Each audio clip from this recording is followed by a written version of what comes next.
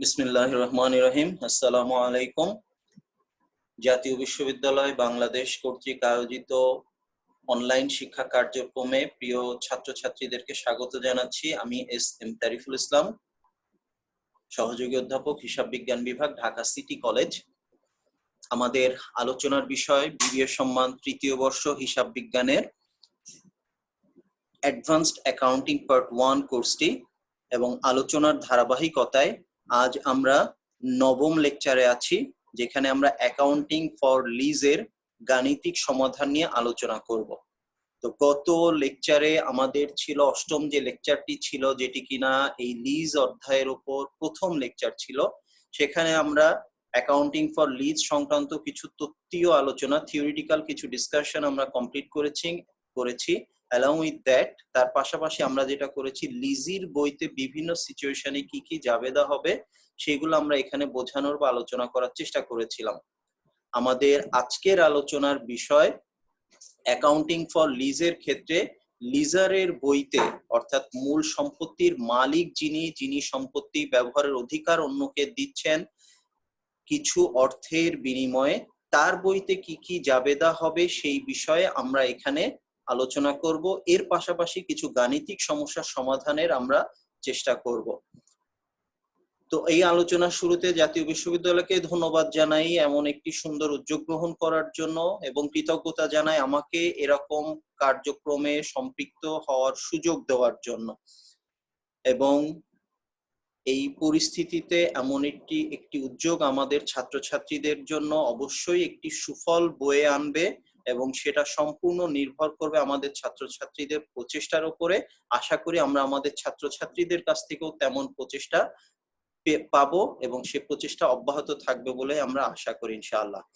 তো আমাদের আলোচনায় আমরা ফিরে যাই আমাদের আলোচনায়। যেমনটি বলছিলাম একটু আগে, যে আমরা প্রথমে আলোচনা করব লিজার অর্থাৎ প্রপার্টি ওনারের বইতে কি কি জাবেদা দিতে হবে সেইগুলি নিয়ে, এবং তারপর আমরা গাণিতিক সমস্যার সমাধানে যাব। তো এখানে আমরা দেখতে পাচ্ছি লিজারের বইতে, দ্যাট ইজ সম্পত্তির মালিকের বইতে কি কি জাবেদা হবে। এখানে প্রথম যেটি আসছে ডিরেক্ট লিজ, অর্থাৎ তিনি তার ক্রয়কৃত সম্পত্তি যেটা তার কাছে ছিল বেশ কিছু সময় ধরে, এটি যখন লিজ দিচ্ছেন, অথবা সেলস টাইপ লিজ, অর্থাৎ মোটামুটি ভাবে বিক্রয়ের মতো করে দীর্ঘ মেয়াদে যখন তিনি লিজ দিচ্ছেন, তখন তার বইতে যে জাবেদা হবে। যখন কোনো সম্পত্তি লিজ দেওয়া হচ্ছে, যখন তিনি লিজ দিচ্ছেন, তখন কি হবে? Lease payment receivable debit. আমরা যদি একটু স্মরণ করি, লিজের বইতে কিন্তু এই সিচুয়েশনে জাবেদা ছিল অব্লিগেশন ফর লিজ ক্রেডিট, একটা দায় হিসাবে ক্রেডিট হচ্ছিল, সম্পত্তিটা ডেবিট হচ্ছিল। আর এখন সেটি লিজারের বইতে উল্টে যাচ্ছে, তার সম্পত্তি যেহেতু কমে যাচ্ছে, তাই ইকুইপমেন্টকে তিনি এখানে লিজ ইকুইপমেন্টকে বা শুধু ইকুইপমেন্টকে তিনি ক্রেডিট করতে পারেন, আর ডেবিট তিনি করবেন লিজ পেমেন্ট রিসিভেবল, অর্থাৎ যেহেতু তিনি টাকাটা পাবেন, সুতরাং এই কারণে এখানে তিনি লিজ পেমেন্ট রিসিভেবল কে ডেবিট করবেন। দেন নেক্সট আমাদের যেটি আছে সেটি হচ্ছে আনআর্ন ইন্টারেস্ট রেভিনিউ ক্রেডিট, অর্থাৎ তিনি যে ইন্টারেস্টেড বাবদ যে টাকাটা পাবেন, সেই টাকাটাকেও তিনি আনআর্ন হিসাবে এটাকে ক্রেডিট করবেন। তো এখানে আমরা দেখতে পাচ্ছি কিভাবে লিজ পেমেন্ট রিসিভেবলটা আমাদেরকে ক্যালকুলেট করতে হবে সেই বিষয়ে কিছু নির্দেশনা দেওয়া হয়েছে। মিনিমাম লিজ পেমেন্টস, অর্থাৎ বিভিন্ন সময় বার্ষিক ভিত্তিতে তিনি লিজ বাবদ যে টাকা পাবেন, সেখান থেকে executor cost to be paid by the lessor, এখান থেকে যদি তাকে এক্সিকিউটরি কস্ট পরিশোধ করতে হয়, তিনি যে টাকা পাচ্ছেন, ফর এক্সাম্পল তিনি হয়তো 1 লক্ষ টাকা পাবেন, আবার এই সম্পত্তির এক্সিকিউটরি কস্ট তাকে পরিশোধ করতে হবে ফর এক্সাম্পল 10,000 টাকা, তাহলে 1 লক্ষ টাকা থেকে 10,000 টাকা তিনি মাইনাস করে ফেললেন। আবার আনগ্যারান্টিড রেসিডুয়াল ভ্যালু, আবার এমন চুক্তি যদি থাকে যে মেয়াদ শেষে এই সম্পত্তিটা লিজে ক্রয় করে নেবেন, তখন একটা আনুমানিক একটা রেসিডুয়াল ভ্যালু বা ভগ্নাবশেষ মূল্য কিন্তু এই মূল্যের সাথে যোগ হচ্ছে, অর্থাৎ সেটি ধরা যাক 20,000 টাকা বা 15,000 টাকা যদি হয়, তাহলে 1 লক্ষ টাকা তিনি পাবেন, সেখান থেকে আমরা বলছি এক্সিকিউটরি কস্ট 10,000 টাকা বাদ যাচ্ছে, অবশিষ্ট থাকছে 90,000, তার সাথে আবার যোগ হয়ে যাচ্ছে 15,000 টাকা, যেটা কিনা আমরা বললাম আনগ্যারান্টিড রেসিডুয়াল ভ্যালু। তার মানে তিনি নেট 1,05,000 টাকাকে এখানে লিজ পেমেন্ট রিসিভেবল হিসাবে ডেবিট করবেন। আর আনআর্ন ইন্টারেস্ট রেভিনিউ হিসাবে এখানে ক্রেডিট হবে lease payment receivable minus fair market value, অর্থাৎ ইকুইপমেন্টের ফেয়ার মার্কেট ভ্যালুটাকে আমরা এখানে ক্রেডিট করব। ফর এক্সাম্পল দ্যাট মেবি টাকা 1 লাখ, যে যে টাকাটা আমরা বললাম সম্পত্তির মূল্য 1 লক্ষ টাকা, তাহলে 1,05,000 থেকে সম্পত্তির মূল্য 1 লক্ষ টাকা বাদ যাচ্ছে, অবশিষ্ট 5,000 টাকা আমাদের আনআর্ন ইন্টারেস্ট রেভিনিউ হিসাবে ক্রেডিট হয়ে যাচ্ছে। এরপর যখন তিনি টাকা পাবেন, টাকা প্রাপ্তির জন্য জার্নাল এন্ট্রি কি হবে? ক্যাশ ডেবিট, যে টাকা তিনি পাচ্ছেন তার জন্য, এবং লিজ পেমেন্ট রিসিভেবলটা তার বিপরীতে ক্রেডিট হয়ে যাবে, যেটা সম্পত্তি হিসাবে ছিল, সম্পত্তি হিসাবে থাকার কারণে আমরা একটু আগে ডেবিট করেছিলাম, সেই টাকা যেহেতু পাচ্ছি প্রাপ্য টাকার পরিমাণ কমছে তাই ক্রেডিট হয়ে যাচ্ছে। আর প্রপার্টি ট্যাক্স এক্সপেন্স বা প্রপার্টি ট্যাক্স পেবল, যে টাকাটা তাকে একটু আগে আমরা বলছিলাম যে এক্সিকিউটর এক্সপেন্স বাবদ যেটা পরিশোধ করতে হবে সেটাকে তিনি ক্রেডিট করে ফেলছেন। দেন নেক্সট আসছে ইন্টারেস্ট এক্সপেন্স হিসাবভুক্ত করার জন্য ওই যে আনআর্নড ইন্টারেস্ট রেভিনিউকে তিনি ক্রেডিট করে রেখেছিলেন তার আনুপাতিক অংশ চলতি বছরের উপার্জন হিসাবে গণ্য হবে, ফলে দায় লাইবিলিটি হ্রাস পাবে, ডেবিট হয়ে যাচ্ছে, আর সেটি আয় হিসাবে গণ্য হতে ইন্টারেস্ট রেভিনিউটা আমাদের এখানে ক্রেডিট হয়ে যাচ্ছে। দেন এরপর আমরা আসছি পরিচালন লিজের ক্ষেত্রে। প্রিয় ছাত্রছাত্রী বন্ধুরা, আমরা একটা কথা এর আগে বলেছিলাম যে যখন দেখা যায় যে আমাদের অপারেটিং লিজের ক্ষেত্রে আমরা দেখেছি লিজির বইতে জাবেদার সংখ্যা কম হয়, একটা মাত্র জাবেদা হয়, এবং তখন আমরা আমাদের অষ্টম লেকচারের শেষ ভাগে আমরা বলেছিলাম যে এমত অবস্থায় অপারেটিং লিজের ক্ষেত্রে যখন লিজির বইতে জাবেদা কম হচ্ছে তখন এই বাড়তি জাবেদাগুলো যাবে লিজারের বইতে। আবার ক্যাপিটাল লিজের ক্ষেত্রে যখন লিজির বইতে জাবেদা বেশি হচ্ছে ফলে জাবেদার সংখ্যা তখন লিজারের বইতে কমে যাবে। এটা হচ্ছে ছোট একটা টিপস হিসাবে আমরা নিতে পারি। যাই হোক, অপারেটিং লিজের ক্ষেত্রে আমরা বলছি যখন কিস্তির টাকা পাওয়া যাবে cash debit, rent revenue credit বা রেন্টাল রেভিনিউ ক্রেডিট। আমরা লিজির বইতে করেছিলাম rent expense debit cash credit, এখানে cash debit rental revenue credit, lessee দিচ্ছেন লিজার পাচ্ছেন। দেন আমাদের আসছে ডিপ্রিসিয়েশন, যেহেতু এই ডিপ্রিসিয়েশনে জাবেদা অপারেটিং লিজের সময় লিজির বইতে হয় নাই ফলে অবশ্যই এই ডিপ্রিসিয়েশনে জাবেদা দিতে হবে লিজারের বইতে, depreciation debit accumulated depreciation credit.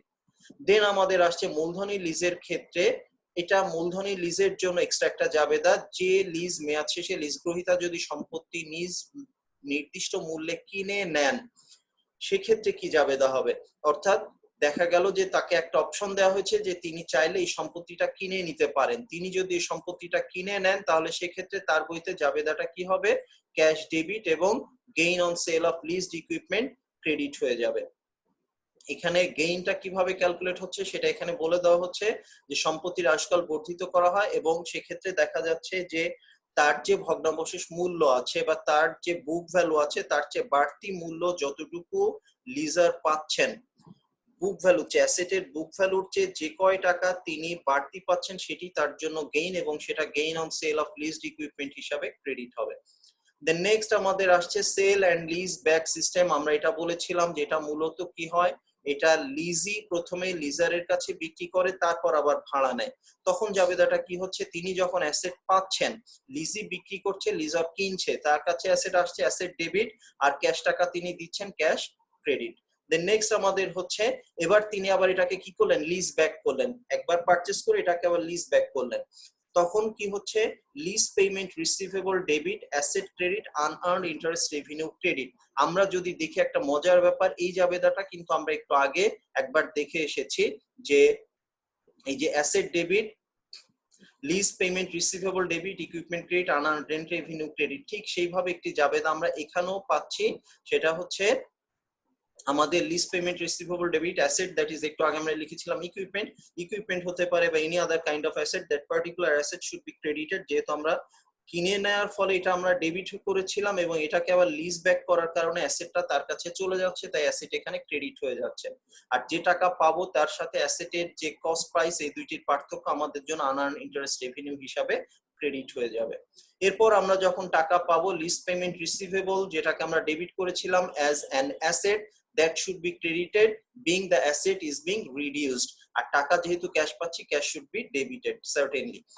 বছর শেষে আনআর্নড রেভিনিউ, অর্থাৎ এই যে আনআর্নড রেভিনিউকে আমি ক্রেডিট করেছিলাম তার আনুপাতিক অংশ আমার উপার্জিত হয়ে যাচ্ছে, লায়াবিলিটি হ্রাস পাচ্ছে তাই লায়াবিলিটিকে আমি ডেবিট করেছি, আর রেন্ট রেভিনিউকে আমরা করে ফেলছি ক্রেডিট। তো এই গেল হচ্ছে আমাদের জাবেদা সংক্রান্ত আলোচনা। এরপর আমাদের যেটি থাকবে সেটি হচ্ছে আমাদের কিছু গাণিতিক সমস্যার সমাধানের চেষ্টা আমরা এখানে করব। তো এবার আমরা লিজ সংক্রান্ত কিছু ছোট প্রশ্ন, মোটামুটি ভাবে 4 মার্কসের কিছু প্রশ্ন এবং কিছু কনসেপ্ট ডেভেলপমেন্টের জন্য কিছু গাণিতিক সমস্যার সমাধানে আমরা যাচ্ছি। প্রথমে ধারাবাহিকভাবে জাবেদাগুলোর প্রয়োগ বোঝার জন্য দু একটা অঙ্ক আমরা করব, এরপরে আমরা কিছু বড় অঙ্কে চলে যাব। যেহেতু জাবেদা নিয়ে আলোচনা করা হয়েছে, বড় অঙ্কে গেলেও আমরা আশা করি যে সমস্যাগুলো আমাদের কাছে মোটামুটি ভাবে পরিষ্কার হয়ে যাবে। তো যাই হোক, প্রথম যে সমস্যাটিতে আমরা যাচ্ছি, এখানে আমরা দেখতে পাচ্ছি একটা সমস্যা, Callaway Golf company lease telecommunication equipment, তারা টেলিকমিউনিকেশন ইকুইপমেন্ট লিজ দেয়। Assume the following data for equipment lease from Photon company. The lease term is 5 year, require equal payment, rental payment. আমরা এখানে দেখতে পাচ্ছি যে লিজের মেয়াদ হচ্ছে আমাদের এখানে মেয়াদ হচ্ছে 5 বছর এবং ইকুয়াল রেন্টাল পেমেন্ট প্রত্যেক বছর সমান 31,000 টাকা করে দিতে হবে বছরের শুরুতে। The equipment has a fair value, সম্পত্তির ফেয়ার ভ্যালু হচ্ছে 1,38,000 টাকা এবং ইউজফুল লাইফ হচ্ছে 8 বছর। নো রেসিডুয়াল ভ্যালু অর্থাৎ ভগ্নাবশেষ মূল্য উল্লেখ করা নাই। কলওয়ে কোম্পানি যারা এই লিজটা গ্রহণ করছে সেই কোম্পানিকে সকল রকম এক্সিকিউটিভ কস্ট পরিশোধ করতে হবে টু থার্ড পার্টি, অর্থাৎ এক্সিকিউটিভ কস্ট পরিশোধের দায়িত্ব লিজ গ্রহীতার। Photon set the annual rental earn at a rate of return of 10%, তাদের প্রত্যাশিত বার্ষিক মুনাফার পরিমাণ বা সুদের হার যাই বলি না কেন 10%, এটা আমাদের দেওয়া আছে। and this fact is known to কলওয়ে এটা জানে যে তারা মোটামুটি ভাবে 10% হারে প্রফিট বা সুদ গ্রহণ করে। the lease does not transfer the title or contain a bargain purchase option, অর্থাৎ এখানে যেটি বিষয় সেটা হচ্ছে টাইটেলটা ট্রান্সফার করছে না এবং লিজি এটাকে কিনে নেওয়ারও কোনো সুযোগ পাচ্ছে না। এখন বলা হচ্ছে যে কলওয়ে কোম্পানি যারা এই লিজ গ্রহণ করছে তাদের জন্য এটি কি ধরনের লিজ আমরা বোঝার চেষ্টা করি। এবার বলা হচ্ছে কি যে lease does not meet the transfer of ownership test, এখানটা আমাদের বলে দেওয়া আছে যে টাইটেলটা কিন্তু ট্রান্সফার হচ্ছে না। এক, দ্বিতীয় যে বিষয়টি এখানে আছে সেটি হচ্ছে যে আমাদের এখানে ইকোনমিক লাইফ টেস্ট যদি আমরা দেখি, সম্পত্তির আয়ুষ্কাল 8 বছর, যার বিপরীতে লিজের মেয়াদ হচ্ছে 5 বছর। তো 5 বছর যদি 8 বছর এগেইনস্টে আমরা পার্সেন্টেজ করার চেষ্টা আমরা করি, আমরা দেখতে পারি যে 5 ডিভাইডেড বাই 8 আমাদের আসে হচ্ছে 62.5%, যেটা 75% এর কম। আমরা জানি যে আয়ুষ্কালে 75% বা তার বেশি হলে ক্যাপিটাল লিজ হতে পারে, সো এটা 75% এর কম। এখন পর্যন্ত এটা অপারেটিং লিজ। দেখা যাক, আমরা সামনের দিকে আগাই। however it does passes, এই যে এসে গেছে বিষয়টা আমাদের, however it does passes the recovery of investment test, ইনভেস্টমেন্টের পরিমাণটা কিন্তু এখানে যদি আমরা টেস্ট করে দেখি, আমরা দেখছি যে 31,000 টাকা বছরে তারা পাবে 5 বছর ধরে প্রত্যেক বছরের শুরুতে। এবং এটাকে যদি আমরা প্রেজেন্ট ভ্যালু ক্যালকুলেট করি, present value for an annuity যদি আমরা দেখি, অ্যানুইটি চার্টে আমরা খুঁজলে পেয়ে যাব যে এখানে 10% হারে কিস্তির 5 বছরের বর্তমান মূল্যের ফ্যাক্টর, প্রেজেন্ট ভ্যালু ফ্যাক্টর হচ্ছে 4.16986। এই হিসাবে 31,000 টাকার বর্তমান মূল্য দাঁড়াচ্ছে 1,29,266 টাকা, যেটি আমাদের সম্পত্তির যে মূল্য দেওয়া আছে তার চেয়ে কিন্তু বেশি। কিভাবে বেশি হলো, আমরা 90% যদি দেখি 1,38,000 টাকা, 90% হচ্ছে 1,24,200 টাকা। আমরা বলেছিলাম 90% এর বেশি যদি আমরা পেয়ে যাই তাহলে সেটা ক্যাপিটাল লিজ হবে, ক্যাপিটাল লিজের আলোচনায় ছিল। তো এই যখনই আমরা দেখছি যে আমার যে ভ্যালু 1,38,000 টাকা তার 90% ইকুয়ালস টু 1,24,200 টাকা, whereas আমি যে ক্যাশ টাকাটা পাচ্ছি তার বর্তমান মূল্য 1,29,266 টাকা। দেয়ারফর আমরা অ্যাটলিস্ট একটা ক্যারেক্টার পাচ্ছি, যেটা একটা ক্যারেক্টারিস্টিক্স পাচ্ছি, একটা বৈশিষ্ট্য পাচ্ছি যে অনুযায়ী আমরা বলতে পারি যে এটা একটা capital lease only because of investment test. অর্থাৎ আমাদের মনে রাখতে হবে আমরা 5-7টার মতো বৈশিষ্ট্য আলোচনা করেছিলাম ক্যাপিটাল লিজ হওয়ার জন্য, তার যে কোনো একটা ক্রাইটেরিয়া ম্যাচ করে গেলেই কিন্তু সেটাকে ক্যাপিটাল লিজ হিসাবে গণ্য করা যায়। The next ম্যাথ আমাদের আসছে water world company leased equipment from Costner company. তারা একটা সম্পত্তি লিজ নিয়েছে, লিজের টার্ম হচ্ছে 4 বছর এবং ইকুয়াল রেন্টাল পেমেন্ট অফ 43,019 টাকা প্রত্যেক বছরের শুরুতে আমাদেরকে দিতে হবে বিগিনিং অফ ইচ ইয়ার। ইকুইপমেন্টের fair value at the inception of the lease, লিজের শুরুতে আমাদের ফেয়ার ভ্যালু ছিল হচ্ছে 1,50,000 টাকা। ইউজফুল লাইফও হচ্ছে 4 বছর। দেখেন 4 বছর ইউজফুল লাইফ এবং 4 বছর লিজের মেয়াদ এবং কোনো সেলভেজ ভ্যালু নাই। দেয়ারফর এখানে আমরা বুঝে ফেলতে পারছি যে it's a kind of capital lease. It's a kind of capital lease. কেন? ইউজফুল লাইফ আর লিজের মেয়াদ সমান, যেখানে 75% হলেই আমরা ক্যাপিটাল লিজ বলতে পারি, কিন্তু সেখানে আমরা দেখতে পাচ্ছি যে দুইটা সমান হয়ে গেছে। সার্টেনলি এটা ক্যাপিটাল লিজ। আমরা বলেছি একটা বৈশিষ্ট্য ম্যাচ করলেও সেটা ক্যাপিটাল লিজ হয়ে যাবে। ওয়াটার ওয়ার্ল্ড অর্থাৎ যারা কিনা লিজ নিচ্ছে তারাই সমস্ত এক্সিকিউটিভ কস্ট পে করবে। আরো একটা বৈশিষ্ট্য আমরা পেয়ে গেলাম। আমরা জানি ক্যাপিটাল লিজের ক্ষেত্রে এক্সিকিউটিভ কস্ট পে করার দায়িত্ব লিজির, এবং আমরা এখানে তাই দেখতেও পাচ্ছি যে ওয়াটার ওয়ার্ল্ড তারাই আমাদের সমস্ত এক্সিকিউটিভ কস্ট পে করবে। ঠিক আছে, দেন নেক্সট আমাদের আসছে the appropriate interest rate is 10%, prepare water worlds journal entry. Capital লিজের ক্ষেত্রে এই ইন্টারেস্ট রেট বা ডিসকাউন্ট রেট একটা ফ্যাক্টর হয়ে যায়। আমরা ডিটেইল অঙ্কে যখন যাব তখন এই ভ্যালুর জন্য, প্রেজেন্ট ভ্যালুর জন্য চার্টও আমাদেরকে করতে হবে। তো যাই হোক, আমরা জার্নাল এন্ট্রিতে যাই। যেহেতু আমরা প্রুফ পেয়ে গেছি যে it's a kind of capital lease, therefore এখানে আমাদের লিজড ইকুইপমেন্ট ডেবিট এবং লায়াবিলিটি, লিজ লায়াবিলিটি ক্রেডিট হবে। আমরা জানি যে অপারেটিং লিজে একটাই মাত্র জাবেদা শুধু বার্ষিক টাকা পরিশোধের জন্য, বাট এখানে আমরা যেহেতু দেখছি এটা ক্যাপিটাল লিজ, ফলে ফার্স্টে অ্যাসেট আমরা পাচ্ছি, অ্যাসেট আমাদের ডেবিট হয়ে যাচ্ছে, লায়াবিলিটি আমাদের বাড়ছে, টাকা পরিশোধ করতে হবে, তাই লায়াবিলিটি আমাদের জন্য ক্রেডিট হয়ে যাচ্ছে যে সম্পত্তি পাচ্ছি তার মূল্যের জন্য। দেন আমাদের যে টাকাটা আমরা পাচ্ছি, আমাদের বলা হচ্ছে জার্নাল এন্ট্রি দিতে হবে ইনসেপশন, একদম শুরুতে যে জার্নাল এন্ট্রি আমরা দিব। একটা জার্নাল এন্ট্রি হবে তাহলে সম্পত্তি গ্রহণের জন্য, সার্টেনলি আরেকটা জার্নাল এন্ট্রি হবে আমরা যে বার্ষিক কিস্তির টাকা পাচ্ছি তার জন্য। আমাদের বলে দেওয়া আছে বার্ষিক কিস্তির টাকা 43,019, আমরা জার্নাল করছি ক্যাশ ডেবিট, আর এই যে লায়াবিলিটি ক্যাশ ক্রেডিট, আর লায়াবিলিটি হ্রাস পাচ্ছে, রিডিউস করছে, তাই লায়াবিলিটি হয়ে যাচ্ছে ডেবিট। নেক্সট আরেকটা ছোট অঙ্কে আমরা যাই। এখানে আসছে Rick cleanser company recorded a capital lease, বলেই দিচ্ছে it's a kind of capital lease. 3 lakh টাকায় তারা নিচ্ছে জানুয়ারি 1, 2012 তারিখে, সুদের হার 12%। Corporation made first lease payment of টাকা 53,920, একদম শুরুতে যেদিনে তারা লিজ নিচ্ছে সেদিনেই কিন্তু তারা কি করছে, প্রথম কিস্তির টাকা পরিশোধ করছে। The lease requires 8 annual payment, 8 বছর ধরে টাকা পরিশোধ করতে হবে এবং সম্পত্তির ইউজফুল লাইফ ও 8 বছর। আবারও আমরা বুঝে গেলাম যে এটা একটা ক্যাপিটাল লিজ। কেন? ইউজফুল লাইফ এবং লিজের মেয়াদ দুটোই আমাদের সমান। অ্যালং উইথ দ্যাট আমরা দেখতে পাচ্ছি বলেও দেওয়া আছে এখানে শুরুতে এটা একটা ক্যাপিটাল লিজ। আমাদের এখানে বলা হচ্ছে ক্লেন্সার কোম্পানির বইতে জার্নাল এন্ট্রি দিতে হবে অ্যাডজাস্টিং এন্ট্রি। অ্যাডজাস্টিং এন্ট্রি আমরা দিব হচ্ছে আসলে অবচয় এবং ইন্টারেস্টের জন্য, কারণ আমরা জানি যে পেমেন্টটা কিন্তু প্রথম তারিখেই হয়ে যাচ্ছে, ফলে পেমেন্টের কোনো এন্ট্রি দিতে হবে না এক। আর আমাদের পরিষ্কারভাবে যখন বলে দিচ্ছে শুধুমাত্র আমাদের অ্যাডজাস্টিং এন্ট্রি দিতে, ফলে আমরা শুধুমাত্র অ্যাডজাস্টিং এন্ট্রি গুলাই এখানে দিব। তো এখানে আমরা দেখি যে অঙ্ক আমাদের আসছে, ফার্স্ট অফ অল ইন্টারেস্ট এক্সপেন্সের জন্য আমাদের আসছে জার্নাল এন্ট্রি। ইন্টারেস্ট এক্সপেন্স আমাদের কত হচ্ছে আমরা দেখি, মূল্য হচ্ছে 3 লক্ষ টাকা। সেখান থেকে প্রথম যে টাকাটা দিচ্ছি আমরা এটাকে ডাউন পেমেন্ট হিসাবে ধরতে পারি। এই টাকাটা দেওয়ার পর বাকি টাকার উপর আমাদের সুদ বকেয়া হবে।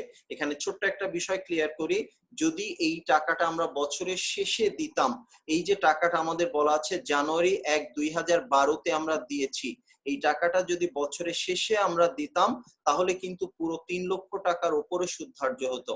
কিন্তু যেহেতু বছরের শুরুতে অর্থাৎ চুক্তির তারিখেই পরিশোধ করছি, ফলে এই ডাউন পেমেন্টের টাকা বাদে অবশিষ্ট টাকার উপরে সুদ ধার্য হচ্ছে interest expense debit, interest payable credit.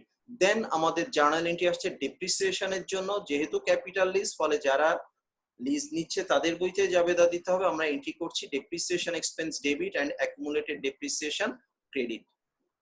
এই দুইটা আমাদের অ্যাডজাস্টিং এন্ট্রি। আমাদেরকে ক্লোজিং এন্ট্রি দিতে বলা হয় নাই, ফলে আমরা আর এখানে ক্লোজিং এন্ট্রিতে যাচ্ছি না। দেন ওই একই অঙ্ক আমাদেরকে আবার একটু রিপিট করে আমাদেরকে বলে দিচ্ছে যে assume that at December 31st made an adjusting entry to accrue interest expense of টাকা 29,530 on lease। আমরা একটু আগে যে এন্ট্রিটা করেছি, যে সুদের জন্য যে এন্ট্রিটা দিলাম, এই এন্ট্রিটা দেওয়ার পরে এরপর যখন বছর শেষে কিস্তির টাকা পরবর্তী বছরের শুরুতে আমরা পরিশোধ করব, তখন জাবেদা কি হবে। তো পরবর্তী আমাদের এখানে বলে দেওয়া আছে বার্ষিক কিস্তি ছিল 53,920, সেটা এখানে আবারও রিকল করছে যে 53,920 টাকা আমরা যে পরিশোধ করব তার জাবেদা কি হবে। আমাদেরকে এখানে মনে রাখতে হবে যে এই 53,920 টাকার মধ্যে সুদ বাবদ অন্তর্ভুক্ত আছে 29,530 টাকা, এবং অবশিষ্ট টাকা আমাদের পরিশোধ হবে ওই যে লায়াবিলিটি, সেই লায়াবিলিটি পরিশোধ হবে অবশিষ্ট টাকার জন্য। অর্থাৎ 53,920 টাকা আমরা পরিশোধ করছি ক্যাশ ক্রেডিট। এক, ইন্টারেস্ট পেয়েবল ক্রেডিট হচ্ছে ওই যে ইন্টারেস্ট পেয়েবল কে আমরা ডেবিট করছিলাম, সেই ইন্টারেস্ট পেয়েবল এখানে আমাদের হয়ে যাচ্ছে ক্রেডিট, দায় কমছে তাই, যদিও গণনা আমাদের এখানে আবার দেখিয়ে দেওয়া হয়েছে। তাহলে ক্যাশ পরিশোধ করলাম 53,920, তার মধ্যে আমরা একটু আগেই বলেছি সুদ হচ্ছে 29,530, অবশিষ্ট টাকার জন্য লিজ অব্লিগেশন আমাদের হ্রাস পাচ্ছে। গেল। পরবর্তী যে একটা অঙ্ক আমরা পাচ্ছি সেখানে আছে জানা Kingston corporation enters into a lease on January 1, 2012 that does not transfer ownership to a or contain a bargain purchase option। Ownership transfer করছে না, does not transfer ownership, আবার কোনো বার্গেইন পারচেজ অপশনও নাই, এটাও কিন্তু does not এর সাথে add হয়ে গেছে। সো আমাদের যেহেতু দুইটার সাথেই does not কভার করে। It covers 3 years of the equipment's 8-year useful life। Confirm হয়ে গেল মোটামুটি ভাবে লিজের মেয়াদ 3 বছর, সম্পত্তির ইউজফুল লাইফ 8 বছর, এবং present value of the minimum lease payment is less than 90%। Fair value of the asset lease আমরা বলেছি 90% বা তার চেয়ে বেশি হয়ে গেলে ক্যাপিটাল লিজ, কিন্তু পরিষ্কার বলে দিচ্ছে যে লিজ পেমেন্ট আমরা করব তার প্রেজেন্ট ভ্যালু 90% এর কম। সব দিক থেকে আমরা পাইলাম it's a kind of operating lease. এই ক্ষেত্রে জার্নাল এন্ট্রি কি হবে সেটা আমাদের বলছে প্রিপেয়ার কিংস্টন জার্নাল এন্ট্রি। আমরা বলেছি অপারেটিং লিজ যদি হয়, লিজি অর্থাৎ লিজ গ্রহীতা, ইজারা গ্রহীতা যিনি কিনা সম্পত্তি ব্যবহারের সুযোগ নিচ্ছেন, তার বইতে শুধুমাত্র রেন্ট এক্সপেন্স বাবদ জাবেদা হবে, আর কোনো খরচ খরচা যেহেতু তাকে পরিশোধ করতে হবে না, তাই বাকি আইটেমগুলোর জন্য তার বইতে কোনো জাবেদা দেওয়ার প্রয়োজন নাই। তাহলে rent expense debit, cash credit কত, বার্ষিক যে টাকা পরিশোধ করছে সেইটা এখানে চলে আসলো। আচ্ছা, আমরা ছোট ছোট অঙ্ক দিয়ে জাস্ট জাবেদাগুলো বোঝার চেষ্টা করছি। দেন নেক্সট আমরা যেটিতে যাচ্ছি 6 নম্বর অঙ্ক, IBM leased equipment that was carried at a cost of 1,50,000 to Sharon Sonder company. অর্থাৎ তারা একটা ইকুইপমেন্ট লিজ দিচ্ছে, শ্যারন হচ্ছে এখানে লিজি আর IBM হচ্ছে লিজার। টার্মস অফ দ্য লিজ হচ্ছে লিজের মেয়াদ হচ্ছে টার্ম হচ্ছে 6 ইয়ার্স, আর তাকে কি করতে হবে প্রত্যেক বছর ইকুয়াল রেন্টাল পেমেন্ট দিতে হবে অফ টাকা 30,044 টাকা at the beginning of each ইয়ার।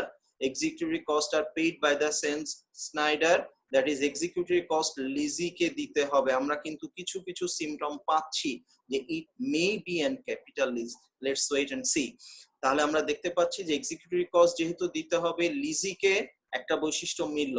তারপর আমরা আবার পাচ্ছি কি যে আমাদের ইকুয়াল রেন্টাল পেমেন্ট আছে 6 বছর মেয়াদ, দেখা যাক সামনের দিকে কি হয়। Fair value of the equipment at the inception of lease হচ্ছে 1,50,000 টাকা।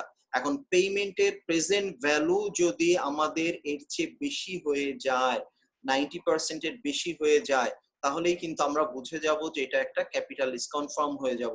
Useful life 6 years, confirm. Useful life 6 years, আর লিজের মেয়াদও 6 ইয়ার্স। সুতরাং আর কোনো সন্দেহ নাই যে এটা একটা capital lease. Lease had an implicit interest rate of 8%, no bargain purchase option। আমাদের আর কিছুই দরকার নেই, আমরা অলরেডি প্রমাণ পেয়ে গেছি যে এটা একটা ক্যাপিটাল লিজ, আর কোনো বৈশিষ্ট্য আমাদের দরকার নাই। However, দেখে নেই তবু collectability is reasonably assured with no additional cost, অর্থাৎ টাকা প্রাপ্তি নিয়ে কোনো অনিশ্চয়তা নাই। যাই হোক, আমাদেরকে বলছে আইবিএম অর্থাৎ লিজারের বইতে জাবেদা দিতে হবে। যেহেতু ক্যাপিটাল লিজ, আমাদের এখানে জাবেদার সংখ্যা কিন্তু তুলনামূলকভাবে আমরা জানি কম। তো আমাদের দেখি যে কি অবস্থা দাঁড়াচ্ছে। আমরা এখানে দেখতে পাচ্ছি যে টাকাটা আমরা প্রত্যেক বছর পরিশোধ করব 30,044 টাকা 8% ইন্টারেস্টে। তার প্রেজেন্ট ভ্যালু যদি আমরা দেখি for 6 years, present value factor আসে 6% হারে 8% হারে 6 বছরের জন্য। এটা হচ্ছে আমাদের 8% হারে at a rate of 8% for 6 years। আমাদের প্রেজেন্ট ভ্যালু ফ্যাক্টর আসছে 4.99271। এই রেটে 30,044 টাকাকে আমরা দেখি lease receivable debit equipment credit 1,90,000 টাকা। দেখেন প্রেজেন্ট ভ্যালু আর present value of the lease payment আর আমাদের fair value of the equipment both are equal. আরো একটা প্রুফ পাইলাম আমরা যে হ্যাঁ এখানে এটা আমাদের ক্যাপিটাল লিজ।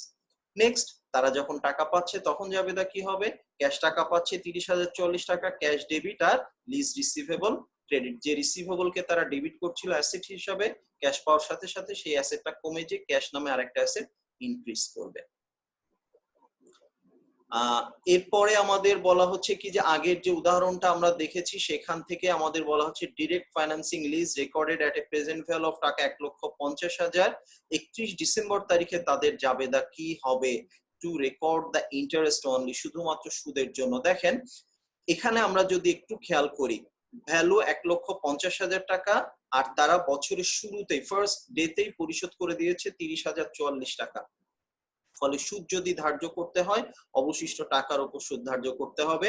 সেটাই আমরা দেখছি 1,50,000 টাকা থেকে 30,044 টাকা বাদ দিয়ে অবশিষ্ট টাকার উপরে তারা সুদ পাবে, কারণ মোট ভ্যালু থেকে এই টাকাটা এটা হচ্ছে টোটাল রিসিভেবল। সেখান থেকে আমরা পেয়ে যাচ্ছি 30,000 টাকা রিসিভড অলরেডি। যেহেতু 30,000 টাকা অলরেডি রিসিভ, সুতরাং অবশিষ্ট টাকার উপর এখানে আমাদেরকে সুদ ধার্য করতে হবে 8% হারে। দ্যাট কামস টু টাকা 9,596। তো মোটামুটি ভাবে এই গেল আমাদের কিছু ছোট অঙ্ক। আমরা আর খুব বেশি ছোট অঙ্কে না গিয়ে, যেহেতু সময় সংক্ষিপ্ততার বিষয়টি আমাদেরকে মাথায় রাখতে হবে, এবার আমরা কিছু মোটামুটি ভাবে বড় অর্থাৎ 10 মার্কসের প্রশ্ন সমাধানের চেষ্টা করব। এখানে যে অঙ্কটি আমরা দেখতে পাচ্ছি, আমাদের বলা হচ্ছে on January 1, 2012 Adams Corporation signed a 5 years non-cancelable lease। আমরা জানি ক্যাপিটাল লিজ নন ক্যান্সেলেবল হয়, একটা বৈশিষ্ট্য কিন্তু পেয়ে গেলাম আমরা। The terms of the lease called for Adams to make annual payment of annual payment এর পরিমাণ হচ্ছে আমাদের এখানে 9,968 টাকা প্রত্যেক বছরের শুরুতে দিতে হবে। তার মানে প্রথম যে টাকা দিব তার মধ্যে কোনো সুদ থাকবে না। ভালো করে বুঝে নিতে হবে আমাদেরকে। যদি first payment on the date of signing বা ডেট অফ কন্ট্রাক্ট হয় তাহলে কিন্তু ফার্স্ট পেমেন্টের মধ্যে কোনো সুদ অন্তর্ভুক্ত থাকবে না, পরবর্তী পেমেন্ট থেকে সুদ আসবে। তারপরে বলা হচ্ছে starting on January 1 beginning of each year, এবং বলেও দিচ্ছে যে প্রথম পেমেন্টটা হবে জানুয়ারি 1, 2012-তে। মেশিনের এস্টিমেটেড ইউজফুল লাইফ হচ্ছে 6 ইয়ার্স। 5,000 টাকা হচ্ছে আনগ্যারান্টিড রেসিডুয়াল ভ্যালু, অর্থাৎ যদি কেনাকাটার বিষয় মেয়াদ শেষে আসে মোটামুটি ভাবে 5,000 টাকার একটা নিশ্চয়তা আছে রেসিডুয়াল ভ্যালু হিসাবে। Being unguaranteed it may need to be resettled, আবারও এখানে সেটেলমেন্টের বিষয় আসতে পারে। দেন নেক্সট আমাদের আসছে the machine reverts back to the lessor at the end of the lease term. মেয়াদ শেষে এটাকে লিজারের কাছে ফেরত দেওয়া হয়েছে। Adams uses straight line method of depreciation for all the plant assets. Adams incremental borrowing rate হচ্ছে 10%, এবং ইমপ্লিসিট লিজারের রেটটা আমরা জানি না, জানার প্রয়োজনও নাই। This one is enough. আমাদের প্রথম বলছে what types of lease is this, এটা কি ধরনের লিজ? আমরা যদি একটু এখানে খেয়াল করি, আমাদেরকে বলা হচ্ছে 5 ইয়ার্স হচ্ছে লিজের মেয়াদ, আর সম্পত্তির ইউজফুল লাইফ হচ্ছে 6 ইয়ার্স। তার মানে আমরা যদি 75% টেস্টে যাই, 5 ইয়ার্স হচ্ছে মেয়াদ, 6 ইয়ার্স হচ্ছে ইউজফুল লাইফ, আমরা যদি ক্যালকুলেট করে দেখি তাহলে ইট কামস টু 83.33%। তার মানে which is more than 75%। লিজের মেয়াদ সম্পত্তির আয়ুষ্কালের 83.33%, যা 75% এর বেশি। therefore certainly this one is a capital lease। Next আমাদের যেটা চাওয়া আছে, compute the present value of the minimum lease payments. Minimum lease পেমেন্টের প্রেজেন্ট ভ্যালু কত, সেটার জন্য আমাদের কি করতে হবে, লিজের মেয়াদ যে 5 বছর, সেই 5 বছর মেয়াদে 10% ডিসকাউন্ট রেটে প্রেজেন্ট ভ্যালু ক্যালকুলেট করতে হবে। দ্যাট কামস টু 4.16986, এবং সেটা দিয়ে আমরা পাচ্ছি, লেখা আছে সূত্রটা, আমরা কিভাবে এটা পাবো, 9,968 টাকা কিন্তু আমরা প্রত্যেক কিস্তিতে পরিশোধ করব, এবং বর্তমান মূল্য প্রেজেন্ট ভ্যালু ফ্যাক্টর দিয়ে গুণ করলে আমরা পাচ্ছি present value of minimum lease payment হচ্ছে 41,561 টাকা। দেন আমাদেরকে বলা হচ্ছে prepare all necessary journal entries for the year 2013 not 2012। তো নেক্সট আমরা দেখি, so not only 2012 because এখানে বলা আছে list throw January 1 2013, that is আমাদের চুক্তির তারিখ থেকে জানুয়ারি 1 2013 পর্যন্ত জাবেদা আমাদেরকে দিতে হবে। therefore এখানে not only 2013, 2012 ও শুধু না, 2012 এর নেসেসারি জার্নাল এন্ট্রিজ আসবে, এবং 2013 এরও কিন্তু নেসেসারি জার্নাল এন্ট্রিজ গুলো চলে আসবে। দেন আসেন এবার আমরা দেখি কি করতে হবে, আমরা একটু বোঝার চেষ্টা করি।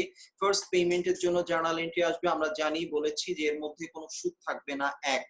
দেন আমাদের আসবে, যেহেতু আমাদের এখানে কোনো এক্সিকিউটর এক্সপেন্সের কথা বলা নাই, তার জন্য জাবেদা দিব না, বাট আমাদের এখানে ডেপ্রিসিয়েশনের জন্য জার্নাল এন্ট্রি দিতে হবে, যেহেতু আমাদেরকে এখানে বলে দেওয়া হচ্ছে স্ট্রেট লাইন মেথডে ডেপ্রিসিয়েশন চার্জ করতে হয়, এক। দুই নম্বর কথা হচ্ছে ক্যাপিটাল লিজ হওয়ার কারণে ডেপ্রিসিয়েশন লিজিকেই চার্জ করতে হবে, দুই। তাহলে দুইটা জাবেদা আমরা পাইলাম।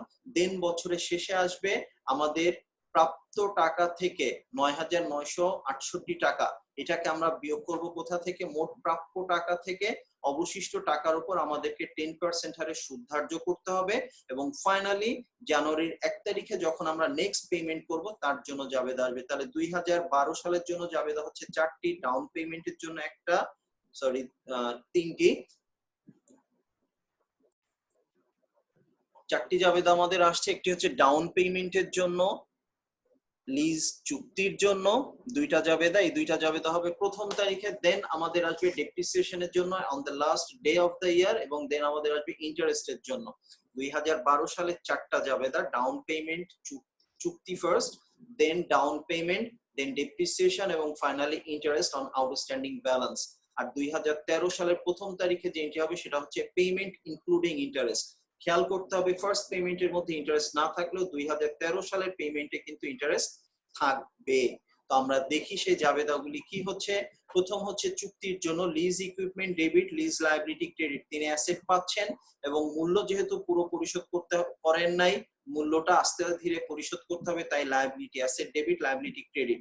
এটা গেল হচ্ছে চুক্তির জন্য, যেটি আমরা পাচ্ছিলাম এই যে মিনিমাম লিজ পেমেন্টের প্রেজেন্ট ভ্যালু যেটা, সেটা। দেন আমরা টাকা পাচ্ছি ডাউন পেমেন্টে 9,968 টাকা আমরা পাচ্ছি প্রথম তারিখে, এবং পূর্বেই বলেছি যে এর মধ্যে কোনো সুদ নাই, কারণ চুক্তির তারিখেই যখন টাকা পেয়ে যাচ্ছি এর মধ্যে কোনো সুদ থাকার সুযোগ নাই। এরপর বছর শেষের 2টা জাবেদা আমরা বলেছিলাম, একটা হবে অবচয়ের জন্য, একটা হচ্ছে সুদের জন্য।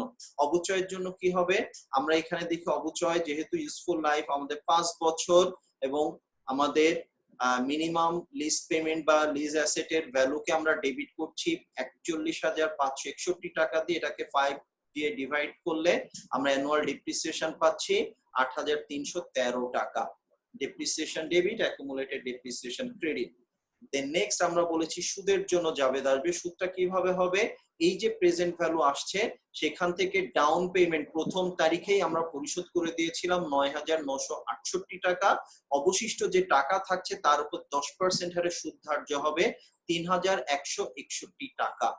অর্থাৎ পরের তারিখে আমরা যখন ৯,৯৬৮ টাকা আবার পরিশোধ করব, তার মধ্যে ৩,১৬০ টাকা থাকবে আমাদের সুদ। আমরা সেটাই দেখতে পাচ্ছি, পরিশোধ করলাম ৯,৯৬৮ টাকা। এটা যেহেতু পরবর্তী বছরের প্রথম তারিখে, একটা বছর পার হয়ে গেছে, ফলে এক বছরের সুদও কিন্তু এসে গেছে। এই যে ইন্টারেস্ট পেয়েবল যেটাকে আমরা ক্রেডিট করেছিলাম, সেটাকে আমরা এখানে ডেবিট করে ফেলছি। আর ক্যাশ থেকে এই অংশটা বাদ দিলে অবশিষ্ট যে টাকা দিচ্ছি সেটা হচ্ছে আমাদের লিজ লায়াবিলিটির টাকা রিপে হচ্ছে। এরপর আমরা কিছু ক্যালকুলেশন রিলেটেড একটা অঙ্কে আমরা আসার চেষ্টা করব, যেখানে আমরা দেখি যে কিভাবে আমাদেরকে অ্যামortization শিডিউলটা তৈরি করতে হয়। এখানে আমরা দেখি যে অঙ্কটা আমরা পাচ্ছি, এখানে বলা হচ্ছে কি, Apex Leasing Company leases a new machine that has a cost and fair value of টাকা 95,000, 3 years non-cancelable lease. Non-cancelable মানে একটা বৈশিষ্ট্য আমরা ক্যাপিটাল লিজের পাইলাম, ব্যাস একটা বৈশিষ্ট্য পাইলেই কিন্তু আমরা কনফার্ম হয়ে যাই যে এটা capital lease. Then let's proceed. Onyx Corporation agrees to assume all risks of normal ownership. তারা কিন্তু কি করছে, নরমাল ওনারশিপের কিছু ঝুঁকিও তারা নিয়ে নিচ্ছে, এন্ড ইন্স্যুরেন্স, ট্যাক্স, মেইনটেনেন্স কস্টের দায়িত্ব তাদের। 3 ইয়ার্স হওয়ার পরও এটা অপারেটিং লিজ হইতে পারছে না, কারণ ক্যাপিটাল লিজের বৈশিষ্ট্যগুলো কিন্তু এখানে এসে গেছে।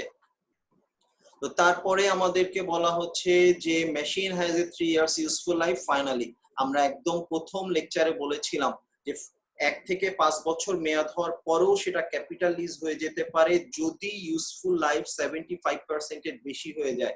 আমরা এখানে দেখছি ইউজফুল লাইফ এবং লিজের মেয়াদ দুইটা সমান, সুতরাং আমরা নিশ্চিত হয়ে যাচ্ছি যে এটা একটা ক্যাপিটাল লিজ।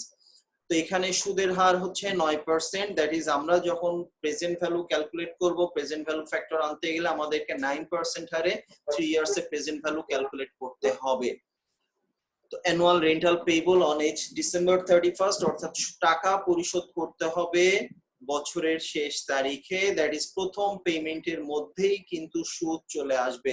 কারণ প্রথম পেমেন্ট যদি চুক্তির তারিখে হয় তাহলে সুদ থাকে না, কিন্তু প্রথম পেমেন্ট স্টার্টই হবে বছরের শেষ তারিখে, ফলে এখানে অবশ্যই সুদ থাকবে। তো দেখা যাক আমাদের এখানে, কারণ আমরা দেখছি চুক্তি হয়েছে জানুয়ারি 1, 2009, জানুয়ারির 1 আর টাকা পরিশোধ করবে 31 ডিসেম্বর, ফলে এক বছর ডিউ হচ্ছে, মানে এক বছরের সুদ আমাদের চলে আসবে। এখন আমাদের বলছে discuss the nature of lease arrangement and accounting method that each party to lease should apply. এটা আমরা বুঝতেই পারছি একটা ক্যাপিটাল লিজ, এবং সেটাই বলা হচ্ছে কেন হচ্ছে ওনারশিপটা ট্রান্সফার করবে। এখানে বলা আছে যে বেসিক ওনারশিপ স্ট্যাটাসটা অল রিস্ক এবং ওনারশিপটা তারা নিচ্ছে, ফলে এটা ক্যাপিটাল লিজ। দ্বিতীয়টা আমরা পাচ্ছি যেখানে 75% এর প্রশ্ন, সেখানে আমরা দেখছি এখানে লিজের মেয়াদ আর ইউজফুল লাইফ দুটো সমান, অর্থাৎ 100%, not only more than 75%, it's equal to 100%, therefore এটা ক্যাপিটাল লিজ। নেক্সট আমাদের যেটা আসছে যে রিকভারি অফ ইনভেস্টমেন্ট 100%, অর্থাৎ যত টাকা মূল্য পুরো টাকাটাই আমাদের রিকভার হয়ে যাবে, আমরা সেই ক্যালকুলেশনটা একটু পরে পেয়েও যাব।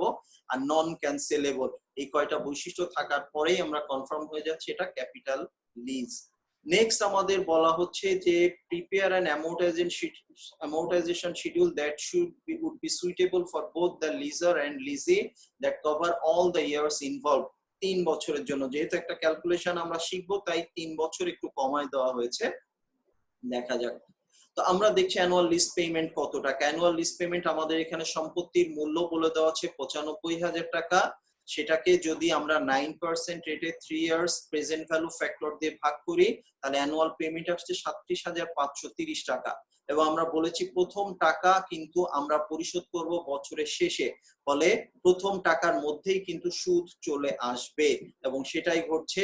চুক্তির তারিখে কিন্তু কোনো টাকা পরিশোধ হয় নাই, ফলে পুরো টাকাটাই বাকি।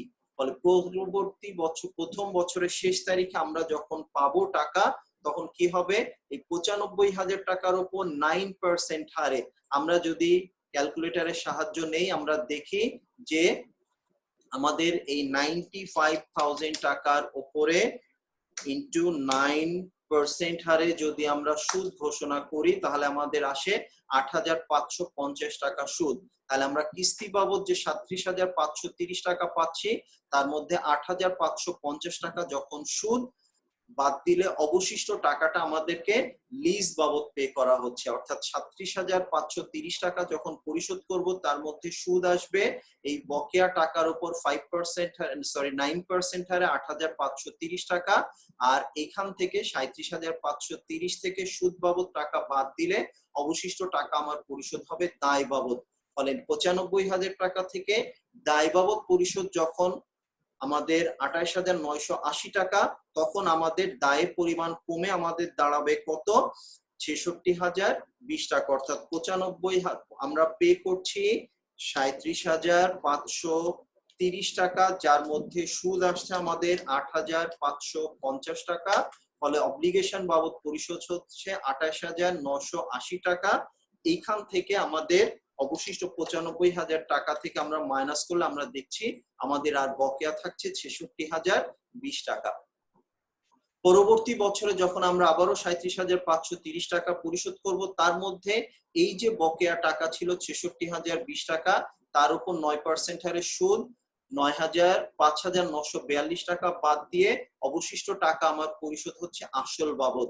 অর্থাৎ এটা হচ্ছে আমার সুদ আসল, ইন্টারেস্ট প্লাস প্রিন্সিপাল, যার মধ্যে ইন্টারেস্ট হচ্ছে 5,942, রিমেইনিং টাকা হচ্ছে আমার প্রিন্সিপাল বাবদ যাচ্ছে। ফলে অবশিষ্ট বকেয়া থাকছে আমার ৩৪,৪৩২ টাকা।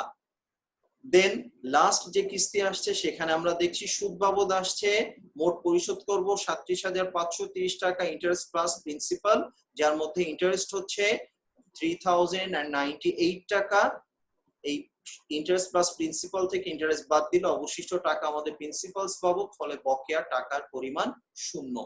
এই গেল হচ্ছে আমাদের অ্যামortization শিডিউলের ফরম্যাট। এবং মোটামুটি ভাবে আমাদের কিছু প্রাইমারি ধারণা অ্যামortization শিডিউল সম্পর্কে আছে।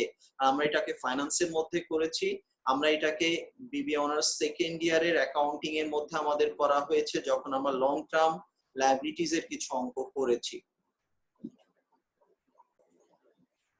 এবার আমরা মোটামুটি একটা 10 মার্কস স্ট্যান্ডার্ডের অঙ্ক আমরা দুইটা অঙ্ক দিয়ে শেষ করব। প্রথম অঙ্কটি আমাদের থাকবে লিজির বইতে কিছু জার্নাল এন্ট্রি রিলেটেড, নেক্সট অঙ্কটি থাকবে লিজারের বইতে।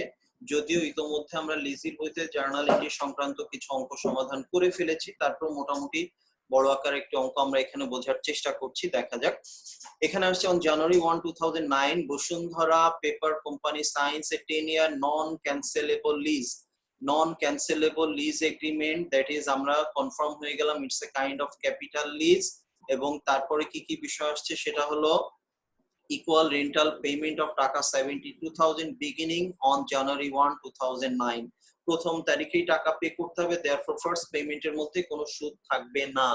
দেন ফেয়ার ভ্যালু হচ্ছে অ্যাসেটের 4,40,000 টাকা, এটা আমাদের দিয়ে দেওয়া আছে। তারপরে বলা হচ্ছে কি যে বিল্ডিং এর এস্টিমেটেড লাইফ হচ্ছে 12 ইয়ার্স, যার আনগ্যারান্টিড রেসিডুয়াল ভ্যালু হচ্ছে 10,000। 12 ইয়ার্স হচ্ছে ইউজফুল লাইফ, আর আমাদের চুক্তির মেয়াদ 10 বছর। 12 ইয়ার্স এর এগেইনস্টে 10 ইয়ার্স, কিন্তু তাতে আমরা প্রুফ পেয়ে যাই যে এটা ক্যাপিটাল লিজ হয়ে যাবে।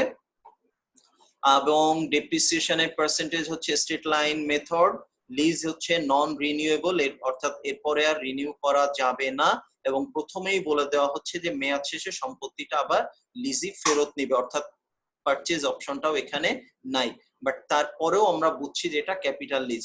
ইন্টারেস্ট রেট বলে দেওয়া আছে 12% ডিসকাউন্ট রেট, এবং ইয়ারলি রেন্টাল পেমেন্টের মধ্যে এক্সিকিউটিভ কস্ট থাকবে 2,470 টাকা।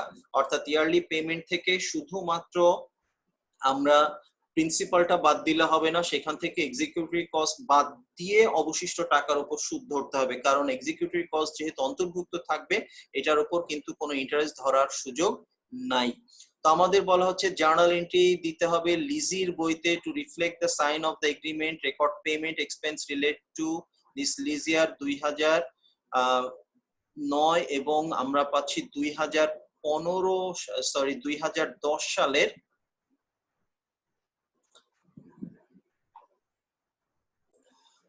এখানে আমাদেরকে চাওয়া হচ্ছে 2009 এবং 2010 সালের জাবেদা। আমরা দেখি তাতে আমাদেরকে কি করতে হবে।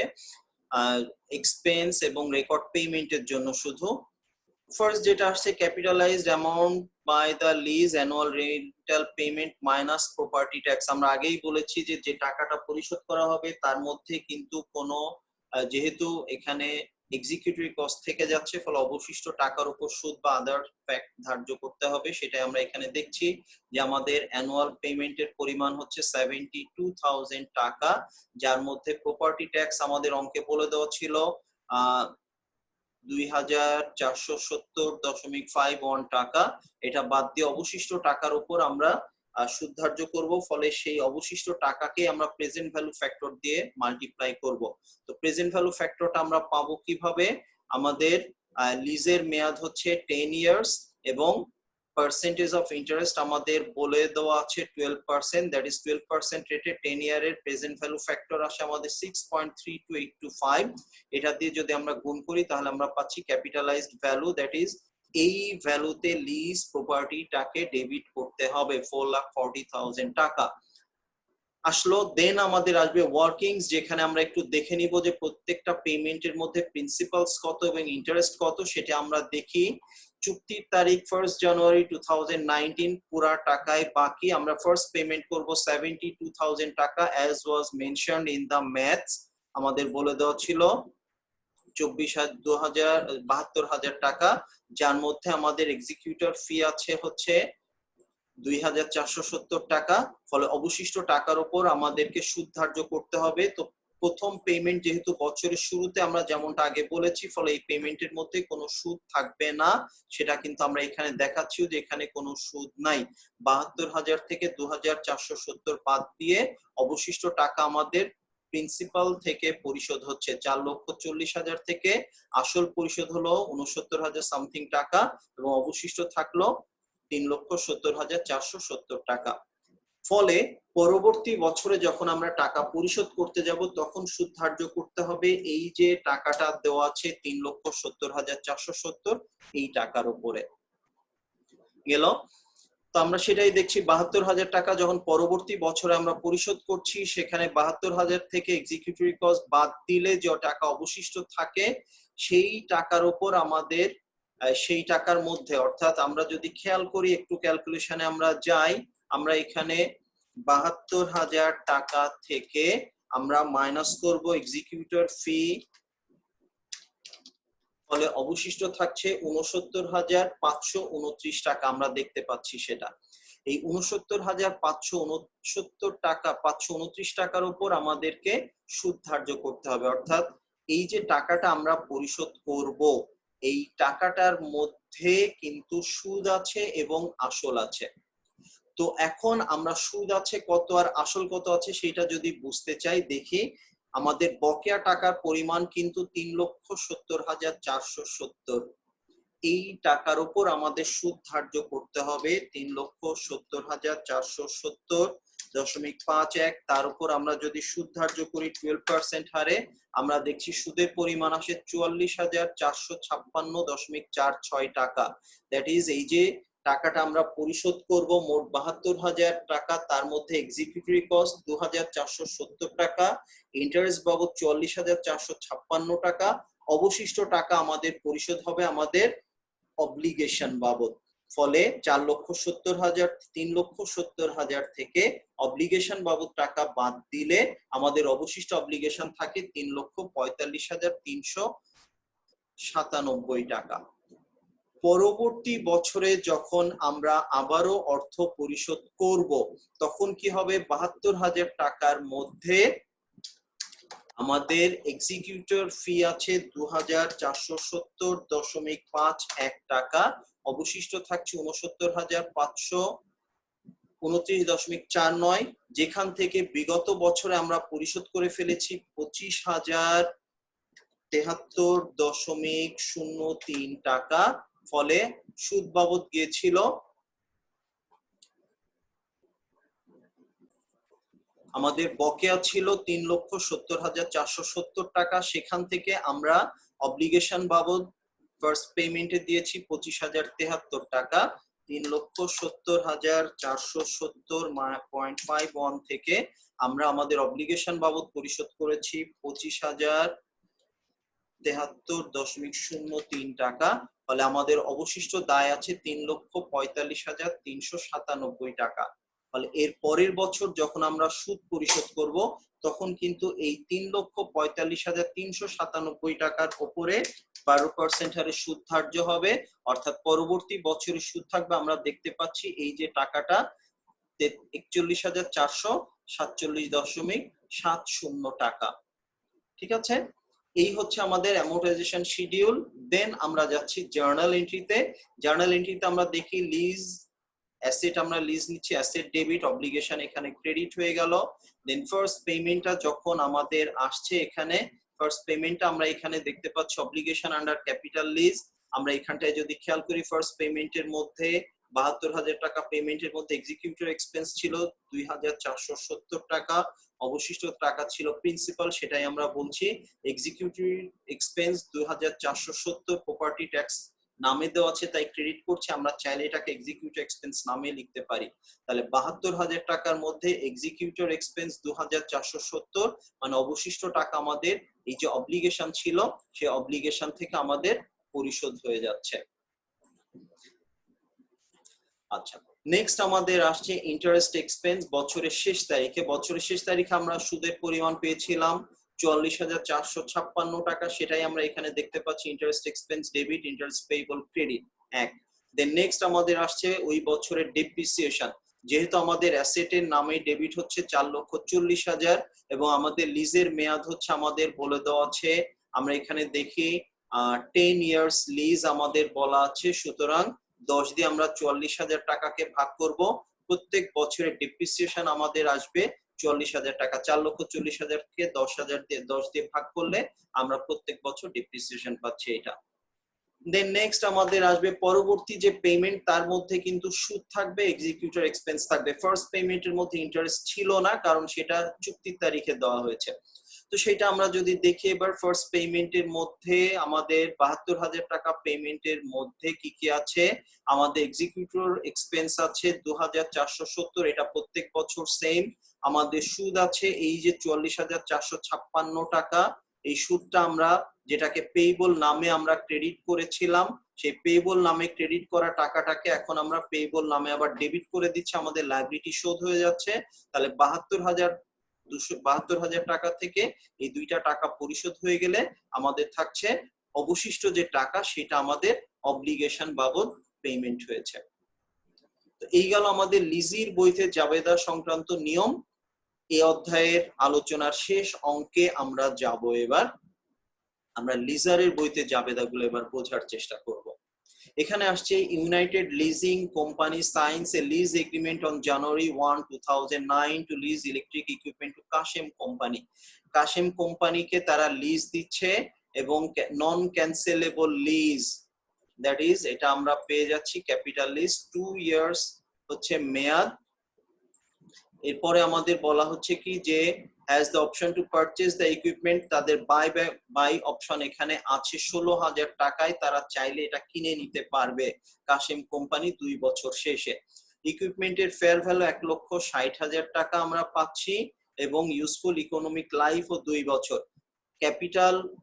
আমাদের লিজের মেয়াদ 2 বছর, আবার আমাদের অ্যাসেটের ইউজফুল লাইফও কিন্তু 2 বছর, এটাও ক্যাপিটাল লিজের যে ক্রাইটেরিয়া আছে সেটা ম্যাচ করে। সেলভেজ ভ্যালু 16,000 টাকা। তাদেরকে কি করতে হবে, 5,000 টাকা পরিশোধ করতে হবে প্রত্যেক বছরে ফর এক্সিকিউটর এক্সপেন্স।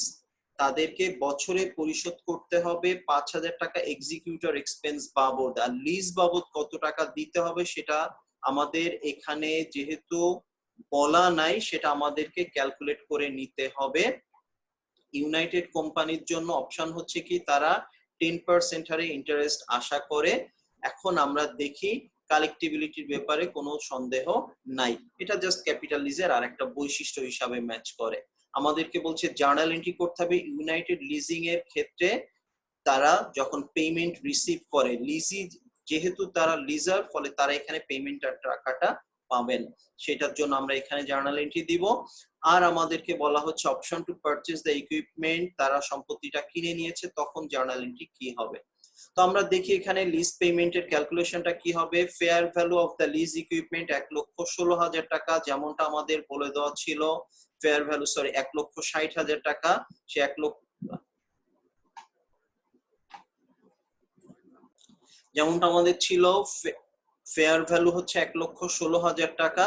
সে 1,16,000 টাকা থেকে আমাদেরকে কি করতে হবে, present value of the residual value, অর্থাৎ যে 16,000 টাকা আমরা পাবো চুক্তির মেয়াদ শেষে, অর্থাৎ 2 বছর পরে, সেই 2 বছর পরে প্রাপ্য টাকা 10% হারে বর্তমান মূল্য ফ্যাক্টর যদি আমরা দেখি, প্রেজেন্ট ভ্যালু অফ লামসাম, সেই সূত্র অনুযায়ী আমরা পাই 0.82645। এই রেটে আমাদের আসে 13,223 টাকা। ফলে অবশিষ্ট যে মূল্য, সেই মূল্যটা আমাদেরকে লিজ বাবদ পরিশোধ করতে হবে। সম্পত্তির মূল্য 1,16,000, যেটার মধ্যে মেয়াদকাল শেষে 16,000 টাকা আমরা এককালীন পাবো। ফলে এই 16,000 টাকা প্রাপ্য টাকার বর্তমান মূল্য 13,223, বাদ দিলে অবশিষ্ট টাকা হচ্ছে আমাদের পরিশোধ করতে হবে। এবং পরিশোধ করার জন্য আমাদের বার্ষিক পরিশোধিত টাকার পরিমাণ হবে 59,219 টাকা। কিভাবে? আমরা 10% হারে 2 ইয়ার্স অ্যানুইটির যে ফ্যাক্টর আছে সেটাতে এখানে ভাগ করছি। তো এই টাকার সাথে আবার যোগ হবে এক্সিকিউটর এক্সপেন্স। কেন? আমাদের বলে দেওয়া আছে প্রত্যেক বছর এক্সিকিউটর এক্সপেন্স আমাদেরকে দিতে হবে 5,000 টাকা। তাহলে এক্সিকিউটর এক্সপেন্স আমরা বাদ দিব, এখানে যোগ করব। ফলে আমাদেরকে অ্যানুয়ালি পরিশোধ করতে হবে কত? 64,219 টাকা। এরপরে লিজ পেমেন্ট রিসিভেবল যেটা আছে, এক্সিকিউটরি কস্ট, যেটা লিজ পেমেন্ট রিসিভেবল যে টাকাটা আছে সেটার পরিমাণ কত আমরা দেখাচ্ছি। সেটা হলো যে আমরা এখানে দেখি 64,219 টাকা থেকে 5,000 টাকা যদি বাদ দিই, অবশিষ্ট যে টাকা সেটা আমরা 2 কিস্তিতে পাবো, তাই 2 দিয়ে গুণ হচ্ছে, প্লাস পাবো 16,000 টাকা। দ্যাট ইজ টোটাল আমরা পাবো 1,34,438 টাকা। আবারও বলছি, আমরা মোট কত টাকা পাবো? 64,219 টাকার মধ্যে আমরা জানি আমাদের এক্সিকিউটর এক্সপেন্স আছে 5,000 টাকা। ফলে অবশিষ্ট থাকে 59,219 টাকা, সেটা 2 কিস্তিতে আমরা পাবো, 2 বার পাবো এই টাকাটা, প্লাস 16,000 টাকা আমরা পাবো হচ্ছে মেয়াদকাল শেষে রেসিডুয়াল ভ্যালু হিসাবে। দ্যাট ইজ টোটাল আমরা রিসিভ করবো 1,34,438 টাকা। এর মধ্যে আমাদের ইন্টারেস্ট কত? আমরা যদি দেখি প্রেজেন্ট ফেয়ার ভ্যালু হচ্ছে 1,16,000 টাকা, তাহলে আমাদের 1,34,000 টাকা, 34,438 টাকা প্রাপ্য থেকে 1,16,000 মাইনাস গেলে অবশিষ্ট টাকাটা থাকবে আমাদের আনআর্নড ইন্টারেস্ট রেভিনিউ নামে। আমরা যাচ্ছি অ্যামortization শিডিউলে। আমরা এটা এর আগে বুঝে এসেছি, 64,219 টাকা 2 বছরে আমাদেরকে পরিশোধ করতে হবে। তার মধ্যে 2 বছরই এক্সিকিউটর এক্সপেন্স আছে। ফলে প্রথম বছরের যেটা আছে 1,16,000 থেকে 64,219, যার মধ্যে এক্সিকিউটর এক্সপেন্স আছে 5,000 টাকা। সো অবশিষ্ট টাকাটা আমরা পরিশোধ করব লিজারকে। দ্যাট ইজ লিজার এখানে পাচ্ছেন, অর্থাৎ তার প্রাপ্য টাকার মধ্যে সুদ কত? 1,16,000 টাকা 10%। আমাদের সহজ সুদের হার এখানে 10%, ইটস ইজি টু ক্যালকুলেট। 1,16,000 টাকা 10% আমরা সুদ ক্যালকুলেট করছি 11,600 টাকা। অবশিষ্ট টাকা পরিশোধ হচ্ছে আসল বাবদ। ফলে বাকি থাকছে 68,384 টাকা। কিভাবে আসলো আমাদের?